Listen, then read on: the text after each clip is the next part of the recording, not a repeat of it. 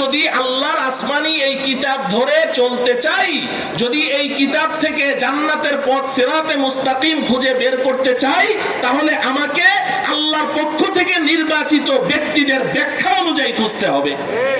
যদি রিজালুল্লাহর ব্যাখ্যা ছাড়া আমি যদি কিতাবুল্লাহ থেকে সিরাতে মুস্তাকিম খুঁজে বের করতে চাই, আমি কশ্চিনকালেও বের করতে পারবো না, এবং আমি অবশ্যই আমি সিরাতে মুস্তাকিম থেকে লক্ষ যোজন দূরে ছিটকে পড়ে যাব।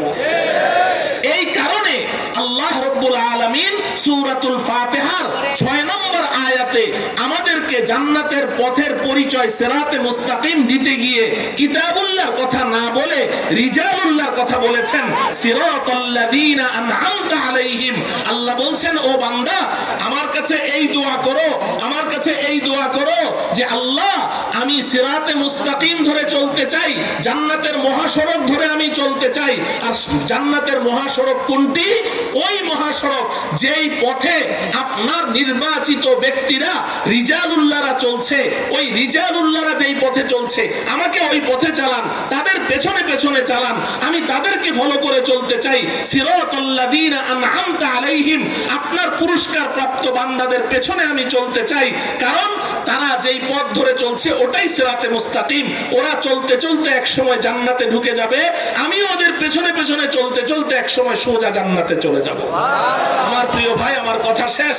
এখন আসেন আল্লাহ রাব্বুল আলামিন কিতাবুল্লাহর কথা এখানে না বলে এই সূরাতুল ফাতিহার 6 নম্বর আয়াতে আল্লাহ পাক আমাদেরকে কতগুলো মানুষের পেছনে চলতে বলেছেন, বলেন ঠিক কিনা?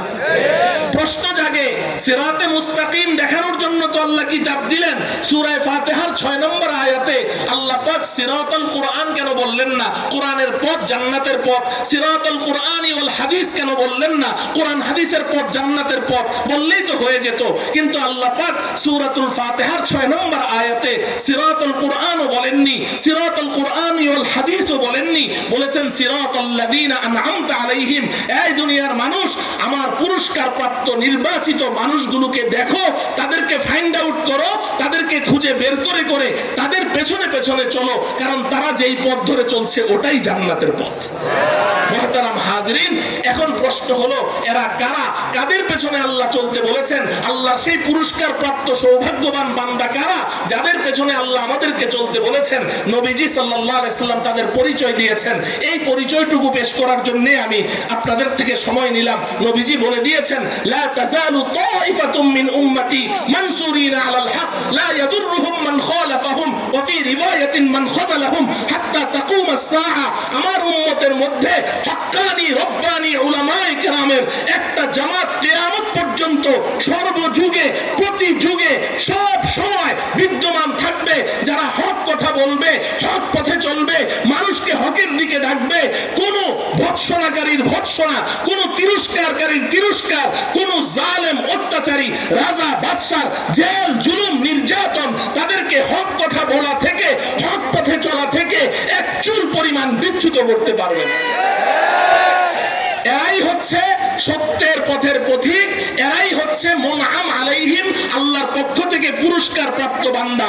এ কথা আমার নয়, এ কথা নবীজি নিজে বলে দিয়ে গেছেন। মুহতারাম হাজরিন, অতএব যদি এখন আপনি সিরাতে মুস্তাকিম ধরে চলতে চান, আপনি এবার ফাইন্ড আউট করেন, খুঁজে বের করেন কাকে কোনোভাবেই হক থেকে সরানো যাচ্ছে না।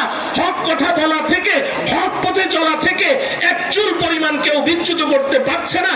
বিভিন্ন অপবাদ দিয়ে, বিভিন্ন লোভ লালসা দেখিয়ে, জেল জুলুম নির্যাতন খাটিয়ে তাকে কোনোভাবেই হক থেকে সরানো যাচ্ছে না।